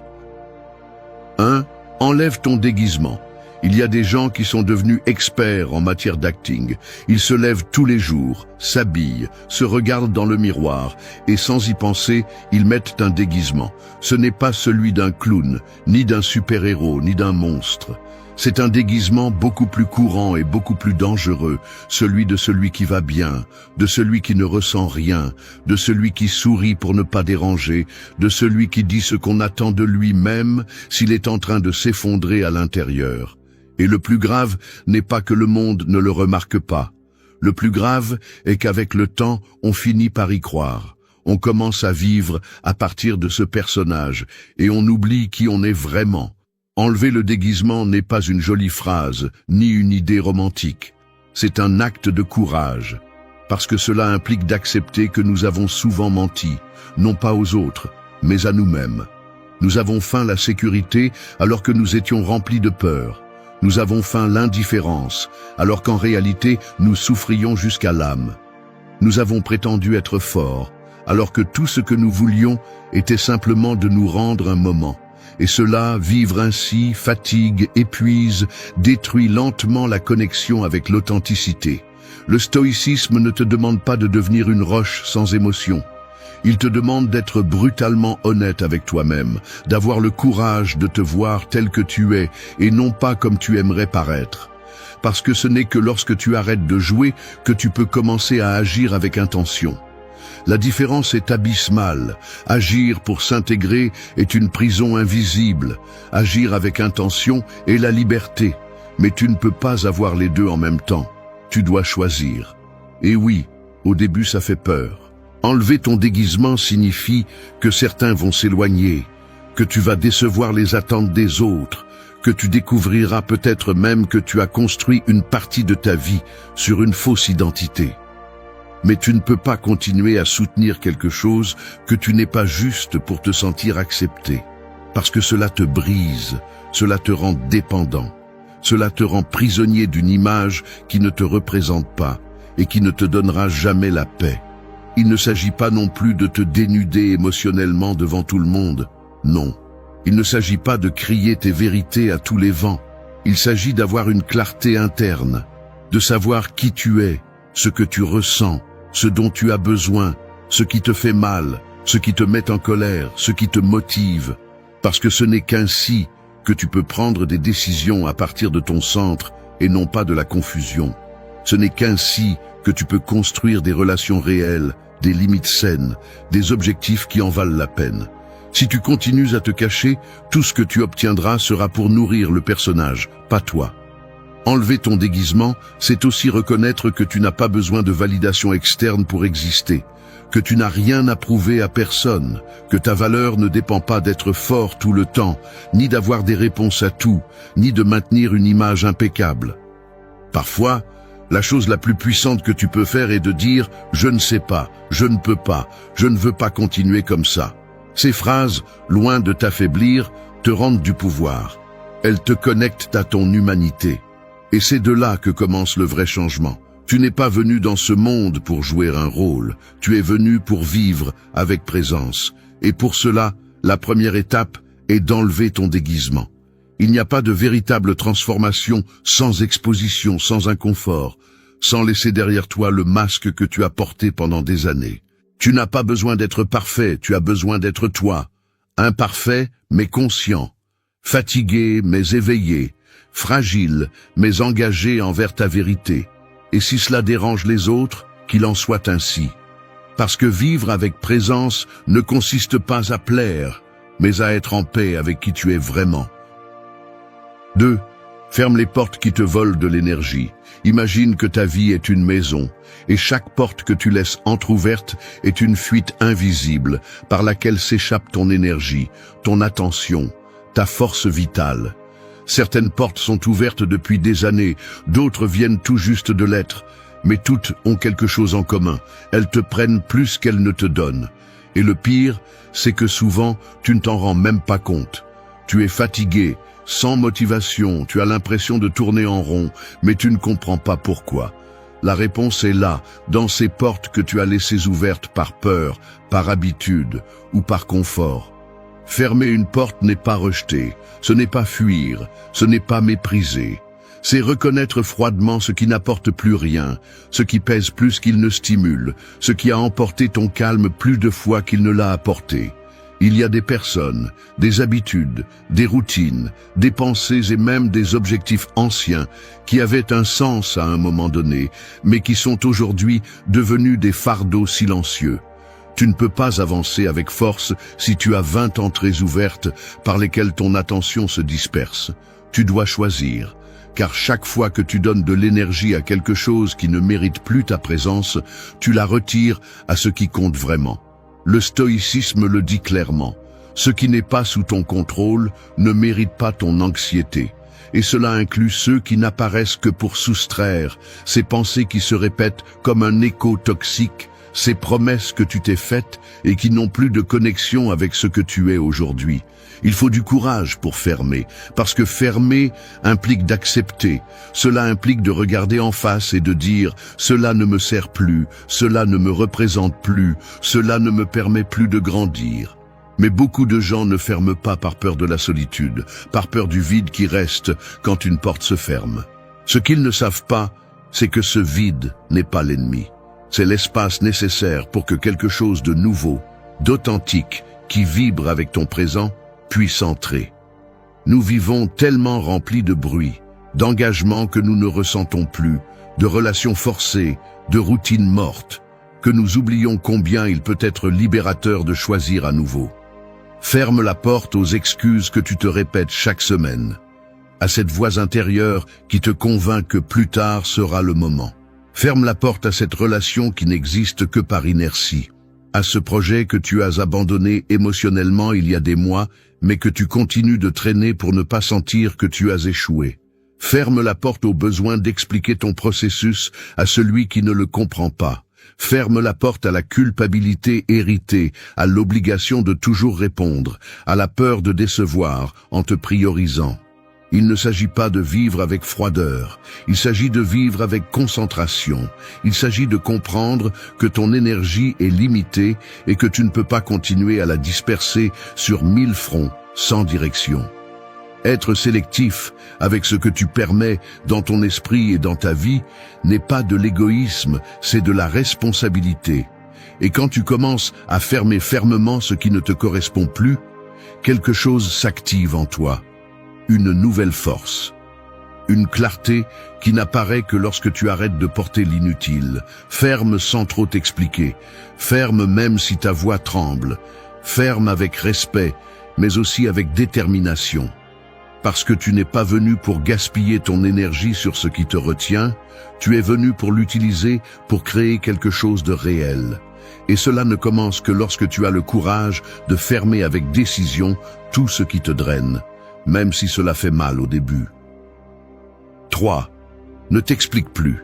Il y a des cages qui ne sont pas faites de barreaux mais de mots. Des explications interminables, des justifications qui se traînent comme des chaînes, des tentatives désespérées d'être compris, acceptés, validés. C'est comme être piégé dans une salle d'interrogatoire invisible où l'on s'assoit chaque jour pour donner des raisons de comment on pense, de ce que l'on ressent, de ce que l'on choisit, de ce que l'on laisse derrière soi. Mais le plus absurde, c'est que personne ne t'a forcé à entrer là. C'est toi qui as appris à vivre en t'expliquant, comme si le simple fait d'être n'était pas suffisant. Depuis notre plus jeune âge, on nous conditionne à rendre des comptes, à expliquer pourquoi nous voulons quelque chose, pourquoi nous ne le voulons pas, pourquoi nous ressentons ainsi, pourquoi nous changeons d'opinion, pourquoi nous choisissons différemment. Et sans nous en rendre compte, cela devient une habitude toxique. Nous commençons à porter le besoin de justifier chaque pas, comme si être cohérent avec nous-mêmes était un crime. Et le pire, c'est que, même si tu t'expliques 1000 fois, ce ne sera jamais suffisant pour celui qui a déjà décidé de ne pas te comprendre. Parce que celui qui ne veut pas comprendre ne manque pas d'informations, il manque de volonté. Le stoïcisme enseigne que nous ne devons pas vivre en fonction du regard des autres. Tu n'as pas à demander la permission d'être qui tu es, ni à rédiger un discours chaque fois que quelque chose en toi change. La transformation personnelle est un processus silencieux, intime, profond. Ce n'est pas un spectacle pour que le reste applaudisse ou critique. Quand tu vis avec un but, tu te rends compte qu'il n'y a pas de temps à perdre à convaincre qui que ce soit. Ce dont tu as besoin, ce n'est pas l'approbation, c'est la direction. Et si quelque chose te donne la paix, te renforce et t'aligne avec ta vérité, cela n'a pas besoin d'explication. Cela se soutient seul. Bien sûr, il y aura ceux qui se fâcheront, ceux qui t'accuseront d'être froid, distant, égoïste. Mais souvent, cela n'est que le reflet de leur malaise face à ta fermeté. Parce que lorsque quelqu'un cesse de s'expliquer, il commence à déranger ceux qui se nourrissaient de ses doutes. Et c'est là que tu dois rester ferme. Parce que ta liberté vaut plus que n'importe quel jugement. Il ne s'agit pas non plus de couper tous les ponts, de devenir inaccessible ou arrogant. Il s'agit de cesser de négocier ton authenticité pour apaiser les insécurités des autres. Si tu dois expliquer tout ce que tu fais pour ne pas perdre d'affection, alors cette affection n'a jamais été réelle. Si tu dois justifier tes décisions encore et encore pour éviter les critiques, alors tu construis ta vie sur du sable. Il vaut mieux qu'on te remette en question de l'extérieur plutôt que de te trahir de l'intérieur. Ne t'explique plus pour dire non, ne t'explique plus pour choisir le silence, ne t'explique plus pour fermer des cycles qui ne t'apportaient plus rien, ne t'explique plus pour prioriser ta santé mentale, pour vouloir la paix, pour changer de cap, pour rêver grand, pour t'éloigner du bruit, pour vouloir plus de la vie. Celui qui veut être là comprendra par les faits. Et celui qui ne veut pas comprendre ne le fera pas même avec un manuel complet. Parfois, le plus grand acte d'amour de soi est de dire peu et d'agir beaucoup. Parce que les explications prolongées épuisent, te font douter, te distraient de l'important. Ton énergie n'est pas pour convaincre quelqu'un de ton chemin. Elle est pour le parcourir avec fermeté. Alors libère-toi de cette prison de mots. Vis, décide, change, avance.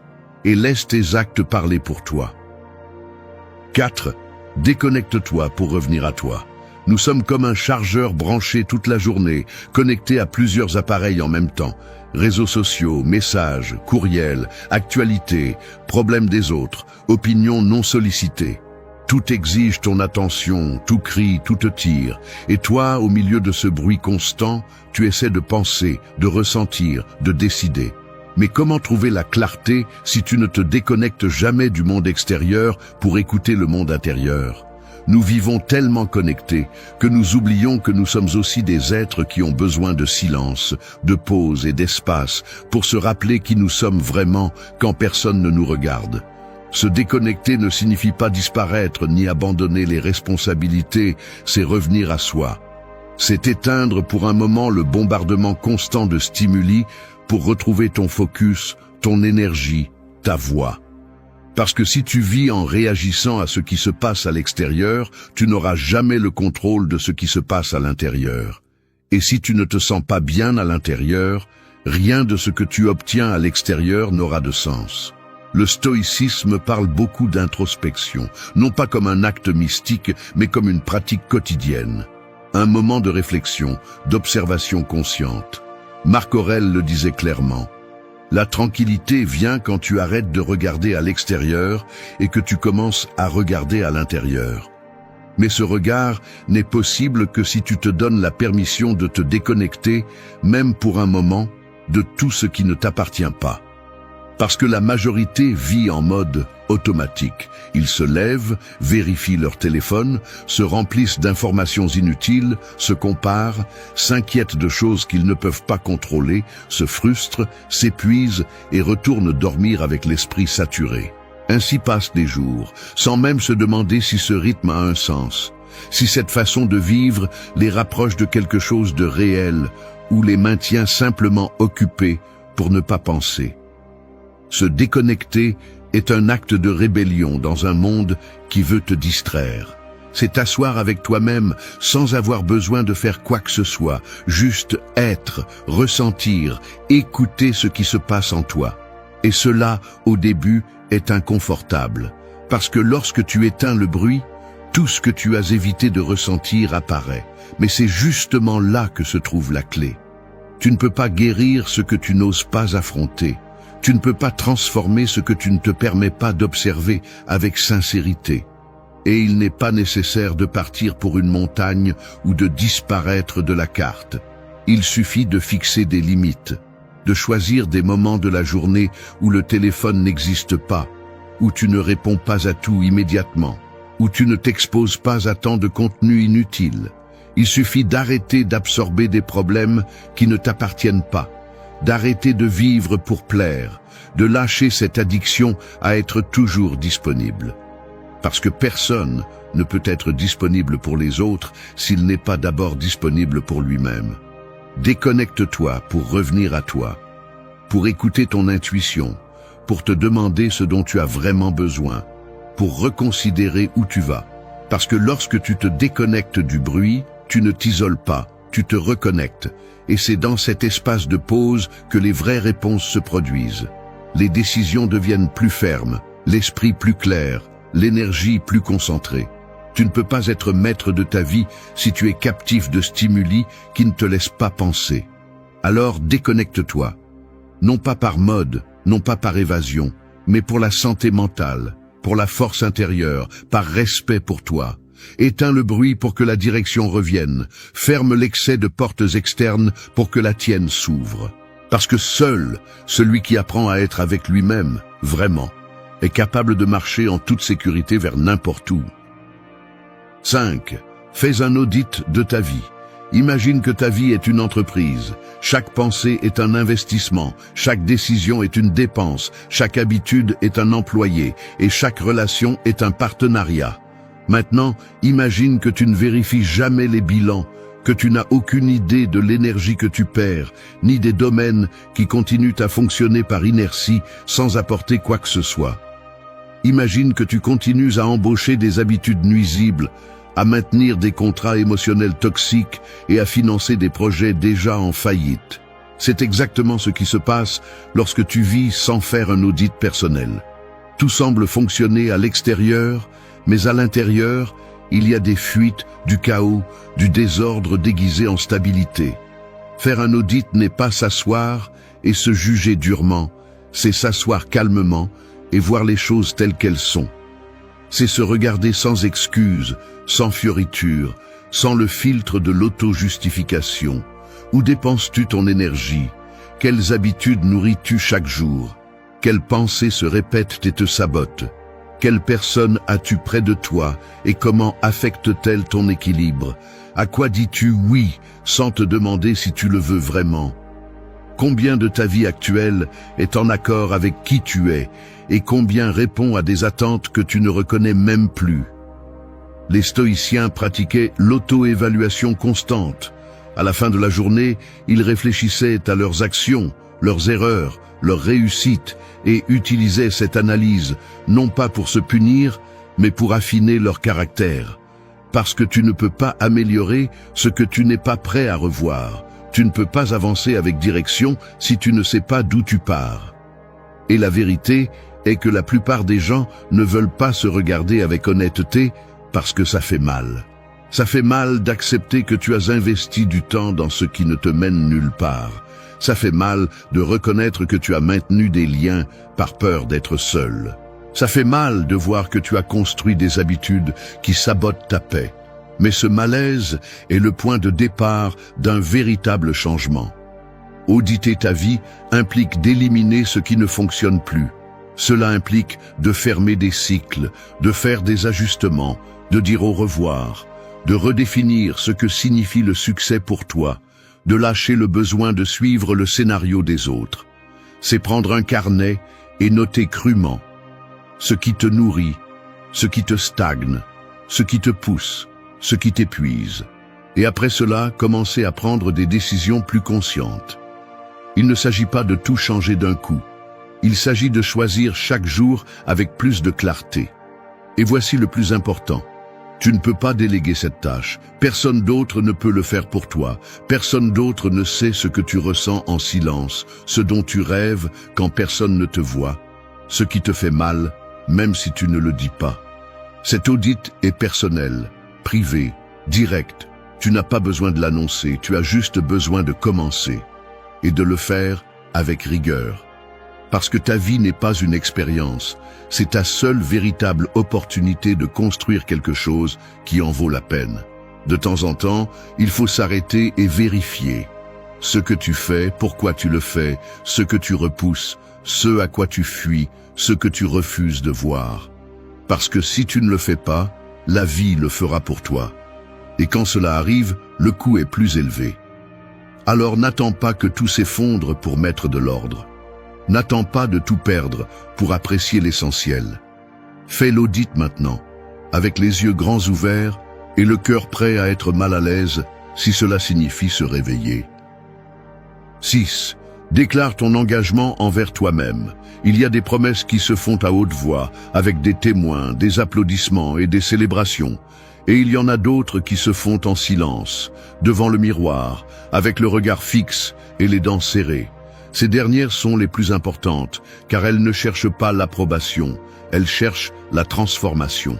Déclare ton engagement envers toi-même comme celui qui se marie avec une cause, pas avec une excuse.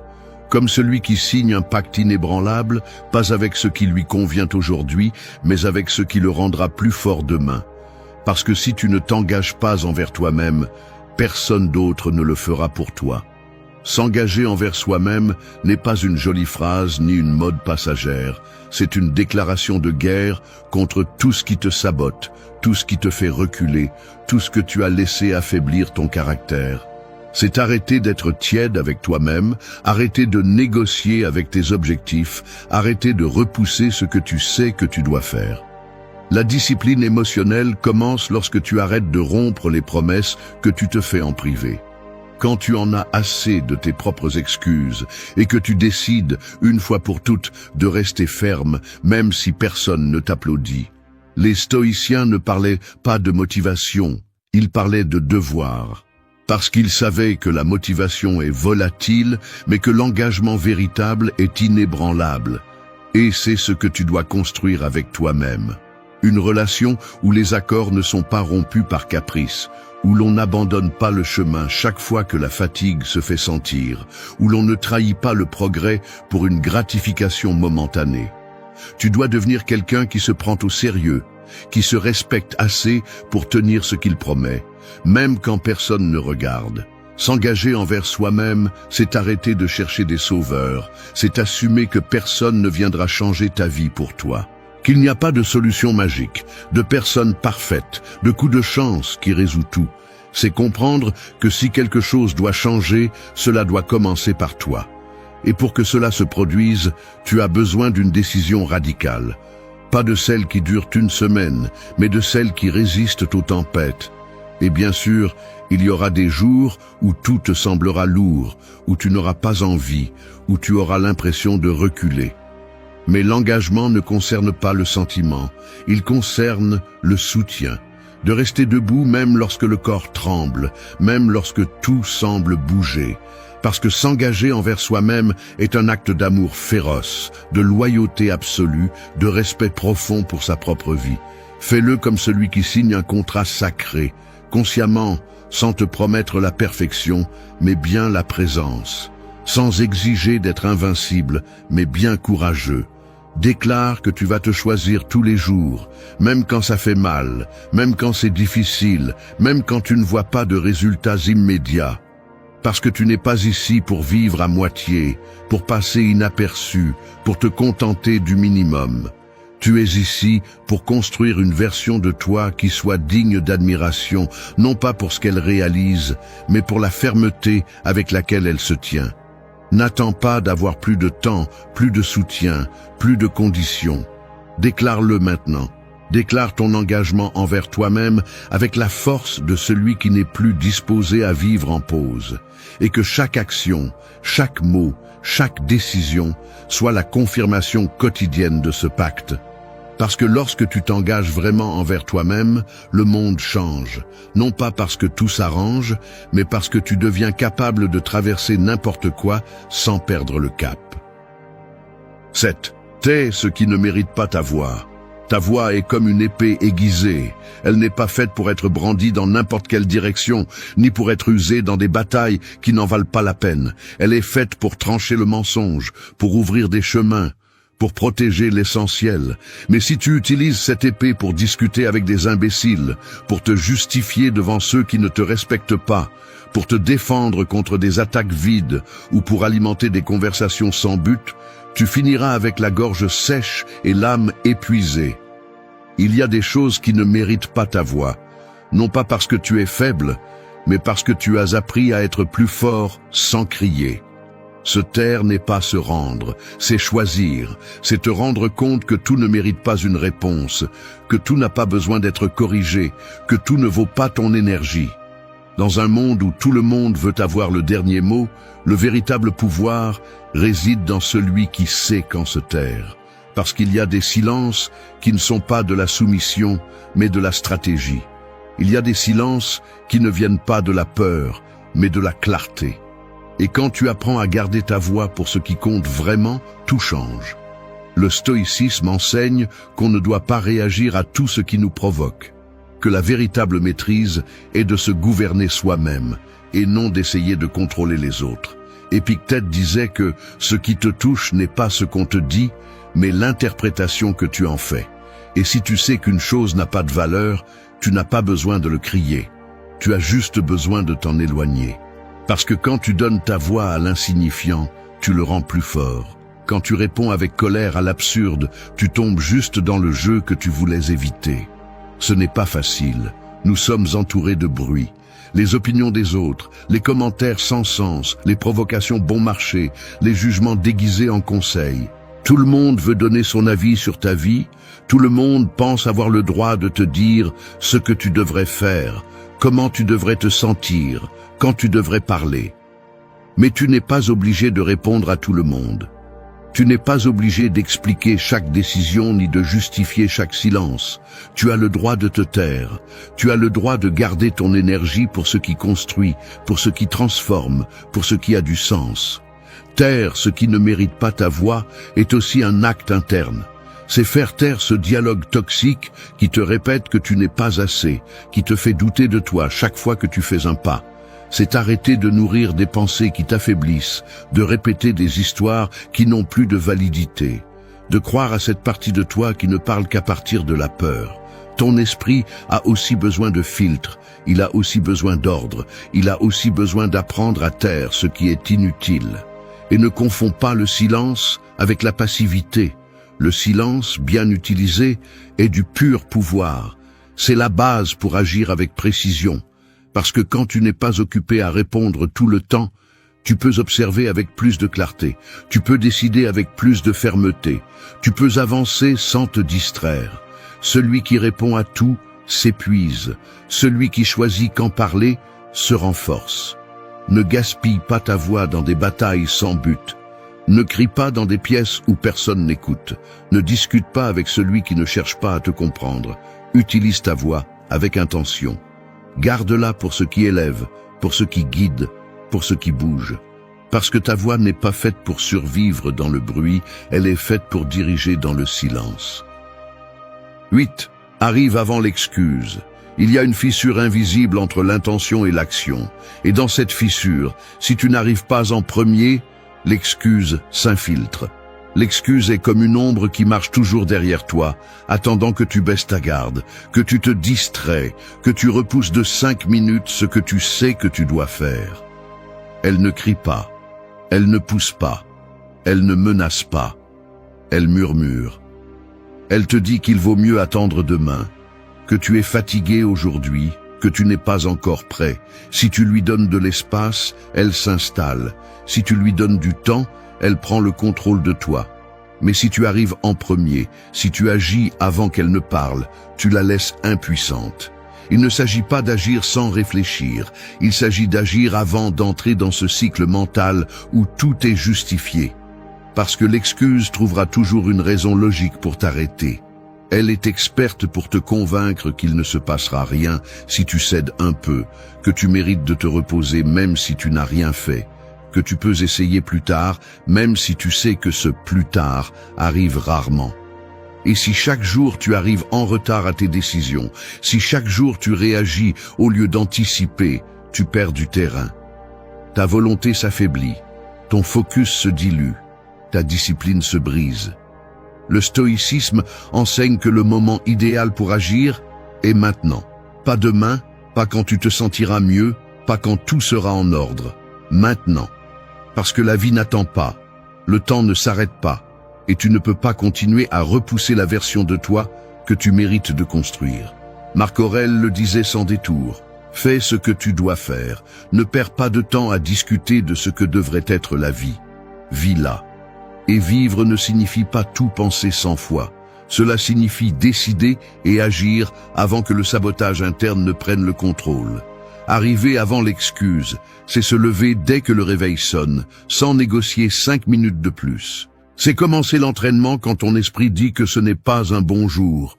C'est s'asseoir pour travailler quand tout en toi veut continuer à repousser les tâches. C'est prendre le téléphone et passer cet appel qui te dérange tant. C'est écrire ce message difficile, avoir cette conversation inconfortable, commencer ce projet que tu imagines depuis des années. C'est arriver en premier. Avec détermination, avec fermeté, avec l'état d'esprit de celui qui n'attend pas de se sentir prêt pour commencer, parce que la vérité est que tu n'auras pas toujours envie, tu ne seras pas toujours motivé. Mais si tu attends toujours d'avoir le moral idéal, tu vas perdre des opportunités réelles. Les gens qui transforment leur vie ne sont pas ceux qui en font plus quand ils se sentent bien. Ce sont ceux qui agissent de la même manière quand ils se sentent mal. Ce sont ceux qui anticipent le sabotage. Ceux qui répondent avant que le doute ne s'installe. Ceux qui construisent l'habitude de décider sans tant de drame interne. Ne laisse pas l'excuse gagner du terrain. Ne te laisse pas convaincre par des mots doux. Ne laisse pas l'excuse prendre des décisions pour toi. S'il y a quelque chose que tu dois faire, fais-le. Ne pense pas trop. Ne tourne pas autour du pot. Arrive en premier. Parce que celui qui arrive en premier prend le contrôle, et celui qui prend le contrôle change son destin. Ta vie ne changera pas avec de belles intentions, elle changera avec des actes courageux. Et pour cela, tu as besoin d'arriver avant l'excuse, tous les jours, jusqu'à ce que ton engagement soit plus fort que ton confort.